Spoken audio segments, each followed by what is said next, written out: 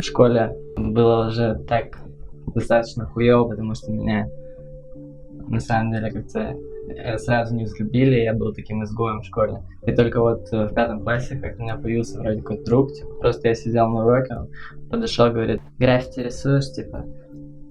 Такой: нет. Говорит: надо рисовать. Ну, я родился в северном Казахстане, в городе Петропавловск. Пограничный город, рядом с Омском, рядом с городом Ишим. Город вообще страшный, мрачный, пиздец. Там жутко вообще было. И сейчас, по сей день. Там было нечего делать, как бы ходил в школу. Класса до 4-го, наверное. Все во дворе с ребятами. Всякой хуйней занимался, играл в футбол. Помню, кстати, ну как у всех, наверное, игра Getting Up вышла, типа вот мы всем двором в нее играли, был пиратский диск. Это тоже классическая граффити история.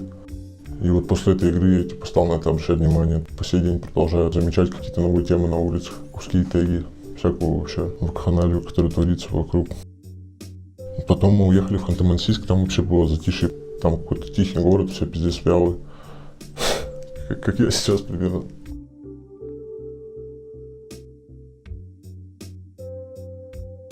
Я думаю, что в нашей стране очень невоспитанные люди, какие-то некультурные, то есть ты идешь, они спокойно бросают бутылку на траву там куда-нибудь, пантика, чипсов спокойно могут выбросить в лес. Даже при мне было как-то, мы ехали в такси, по-моему, просто таксист взял и кинул стаканчик из Макдональдса в окно. Я вообще подумал, что это край. Ну просто люди, они быдло вокруг. Я не был за границей, я не видел, может быть, там такая же ситуация, поэтому хочется побывать. В политике я вообще ничего не понимаю, поэтому туда не лезу. Но вижу, что происходит какая-то дичь, типа все друг друга говном поливают, стравливают. Ну, я думаю, это не нужно делать. Непонятно мне это все, поэтому не рассуждаю на эту тему, вообще не задумываюсь.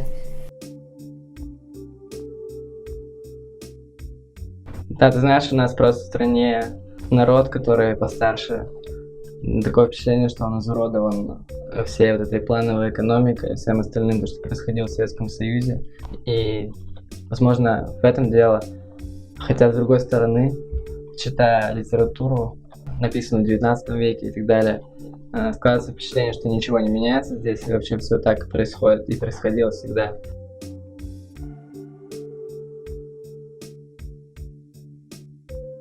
Ну, мне здорово везде. Я всегда стараюсь себя окружать хорошими людьми, типа, где бы я ни был.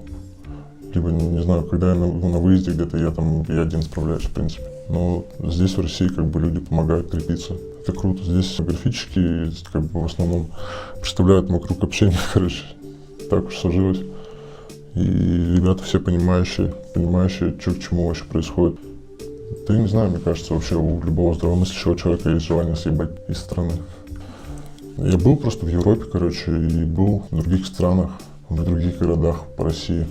Это пиздец убожество на самом деле. Ну, типа, если ты не представляешь себя какого-то ебаного жополиза, или у тебя нет там финансовой подушки в виде там твоих родителей, которые помогут тебе что-то замутить, то, не знаю, очень тяжело чего-то добиться, даже как бы не хочется именно тратить большинство дней своих. Здесь пока живу немножко вне системы, типа не работаю нигде, ничего не делаю. Пока еще просто не получается, наверное, съебать типа отсюда. Может, в будущем в какую-нибудь теплую страну на несколько лет. Но здесь семья, друзья, как это можно все оставить, нажито годами, типа. Мы все, россияне, понимаем друг друга. В стране пиздец, конечно.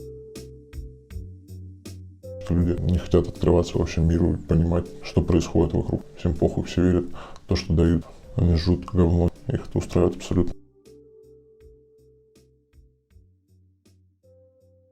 Конечно, мне хочется переехать из города, в котором я живу, потому что город уже весь изучен, всех знаю, и другая причина, много кого знаю, и не хочется как бы их видеть.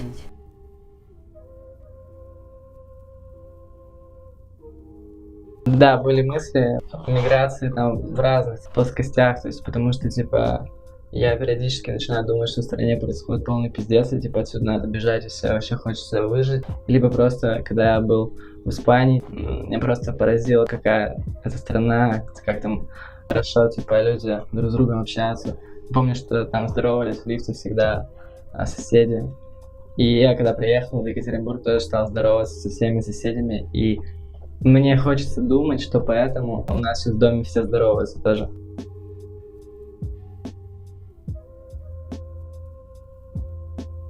Я стараюсь, чтобы это было на приколе все равно. Это важно. Важно передавать эмоцию через свое творчество. Иначе в нем вообще нет смысла никакого. В первую очередь, это вообще охуенное времяпрепровождение, конечно. Это наркотик вообще, с которого сложнее всего слезть. А я, в принципе, человек такой восприимчивый, что ли.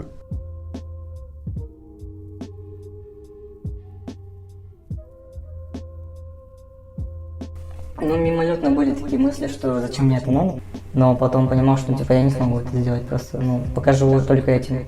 Это, наверное, и проблема на самом деле, что живешь только творчеством. Ну, не творчеством, а конкретно граффити. Я не считаю, что это очень хорошо. Это плохо. Нужно развивать свой кругозор и заниматься многими интересными вещами, помимо там одного граффити, типа, развивать вообще себя, в принципе. А у меня это не получается, потому что я завис в этом.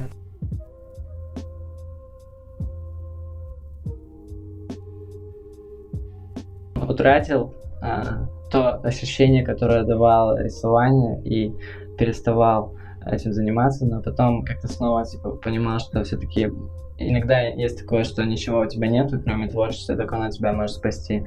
И вот ты делаешь, и как бы вроде как живешь.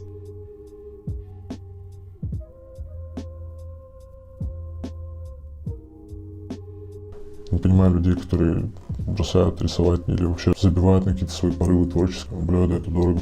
На чего они нахуй тратят деньги? Я не понимаю. Если бы я не отказывался от большого количества вещей, мне кажется, мое творчество было совершенно другим. У меня есть какие-то 3 вещи в жизни, на которые я считаю, что я должен тратить деньги. И меня жестко бесит, когда я должен тратить деньги куда-то в другое место, даже за интернет платить, за коммунальные услуги. Ну, как бы, да, мы живем в таком мире. Это круто, что есть возможность как бы это сделать.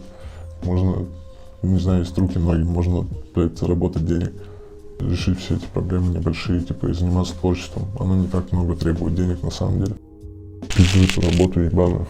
И этих, блядь, ебаных индивидуальных предпринимателей, начальников, директоров, блядь, и прочую вот эту хуету.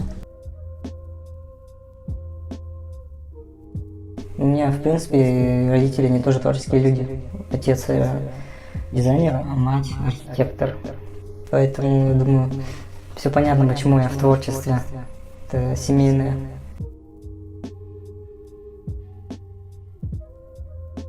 Что мама, что отец, я с ними дружу.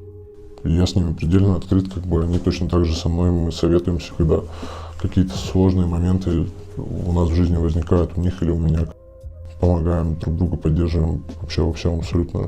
Не знаю, что финансами, там, что так просто морально. Понятно, что у всех своя жизнь, и благо, что все это понимают.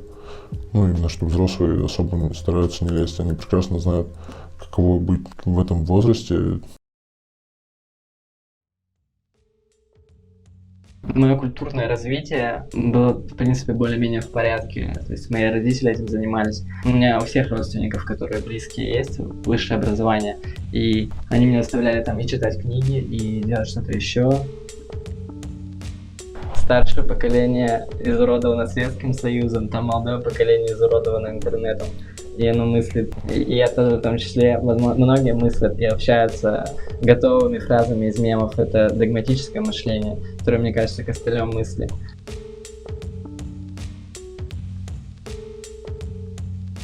Я бы своего ребенка, допустим, не стал бы воспитывать точно прям религию в него запихивать. Можно просто норму морали преподнести без вот этой вот всей вот поебения навешенной. Я вообще как бы крещеный, у меня даже иконки стоят, вон там мне мои старики передают, они считают, что это необходимо, как бы, ну, нет-нет, как бы все равно это заложили в меня немного. Все-таки есть в этом какая-то мораль, есть в этом смысл. В целом я еще не сталкивался с какой-то чудесной хуйней.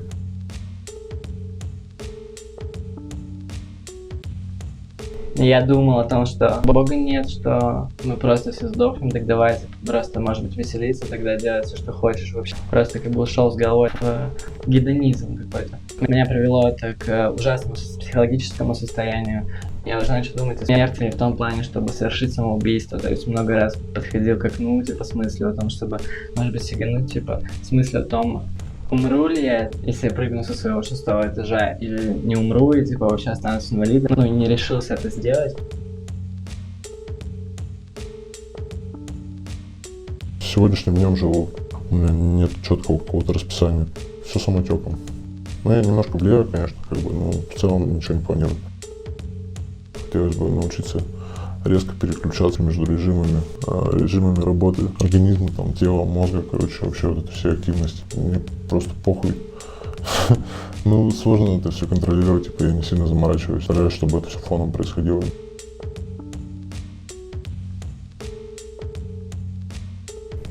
Воспитали меня так, я думаю. То неправильно, то хорошо. С плохими людьми не водись. Я с плохими людьми начал водиться, когда только начал заниматься граффити. До этого не было таких.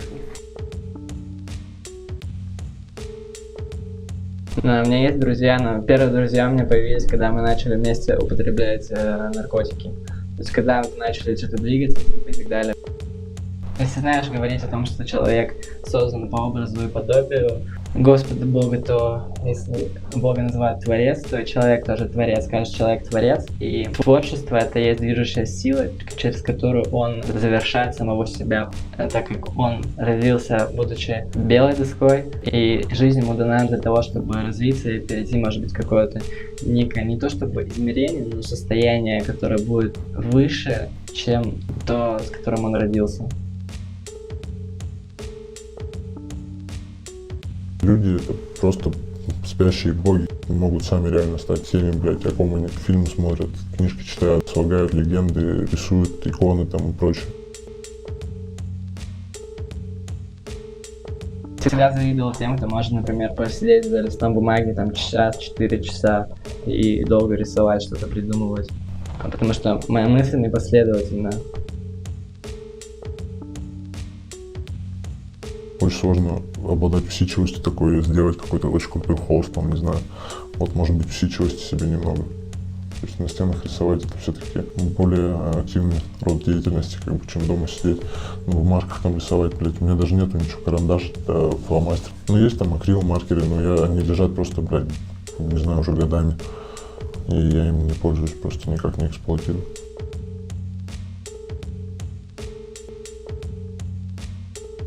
Когда я понял, что типа можно вдохновляться чем-то другим, что делать что-то интереснее, начал там изучать какую-то, может быть, историю живописи, смотреть больше фильмов хороших и так далее, читать книги. Каждая, в принципе, вещь, которую ты потребил, она помогает тебе что-то по-новому как-то взглянуть. Даже прочитанная книжка, она влияет и визуально на твои работы, на все что угодно, в принципе, на жизнь вообще. И вообще мне очень нравится такое выражение, что любое творчество — это автопортрет.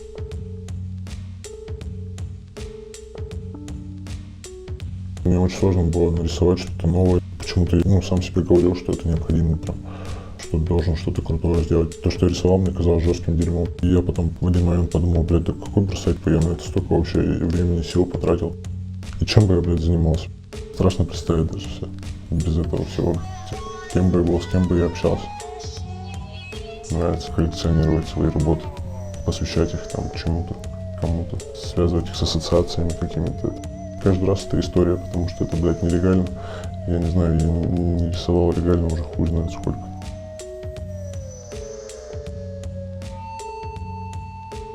В граффити мне нравится вот эта вся штука, когда ты просто там болтаешься по улицам, что-то рисуешь, там, уже, если честно, похуй, типа ровный кусок, неровный, знаешь, что, в принципе, могу сделать, заебись, типа, я даже там особо не впариваясь, как-то определенным моментом я пришел к тому, что если ты сам развиваешься, то что бы ты ни делал, тоже развивается, и техника здесь не важна совсем. И у меня, кстати, никогда не получалось рисовать вот это, типа, классическое граффити. И когда я понял, что, типа, да можно, блядь, просто, типа, гораздо проще к этому относиться, типа, не нужны эти элементы. Вот, не быть таким квадратным, короче говоря.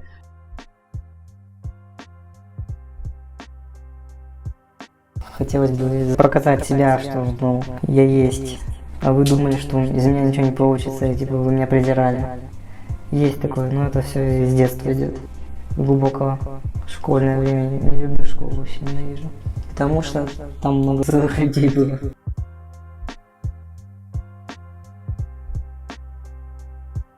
Творчество — это что-то, что существует, типа, вне зависимости от того, что происходит вообще в государстве, там, в стране, типа, творческие люди, они сами по себе. У них свое видение, у них свой мир. Ну, я вообще не считаю себя прям каким-то там творческим. Все равно, как бы, есть какой-то небольшой мир, комьюнити, в котором гораздо приятнее находиться, чем в обществе вот этих воротничков, там, всяких галстучков.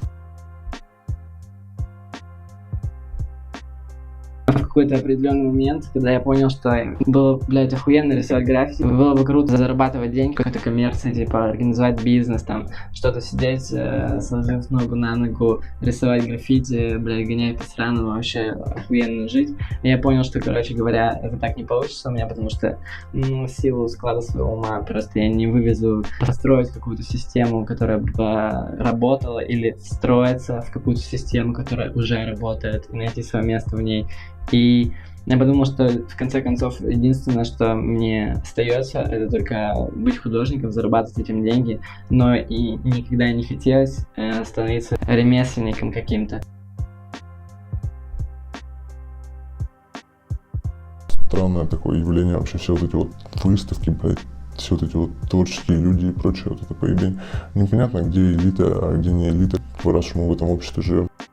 Мне пиздато находиться просто среди тех людей, которые сами кайфуют как бы, от того, что делают, кто просто по жизни этим занимается, им прикольно это делать, не выдавливают из себя там ради чего-то. Ну, то есть, не знаю, некоммерческое это искусство, как бы, оно всегда будет крутым, на мой взгляд.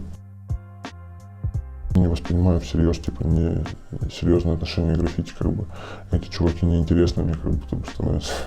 Я не знаю, как можно что-то делать так на похуй, на отъебись, типа. Не могу это представить. Просто должна быть любовь все равно к делу. Типа.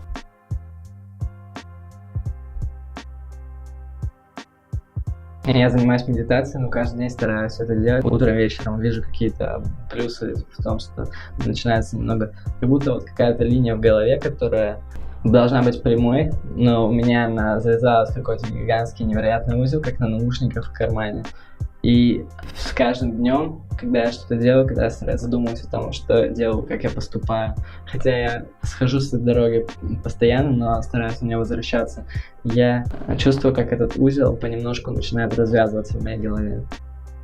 Хотелось бы думать, что ментально все-таки у меня более-менее все в порядке, как бы я там пытаюсь видеть что-то хорошее в каждом дне и там и так далее. Ну, об этом сейчас много говорят, это, мне кажется, повестка дня вообще, типа, что нам всем нужно стать осознаннее. Все прекрасно, жизнь прекрасна. Главное, не злоупотреблять ее прелестями.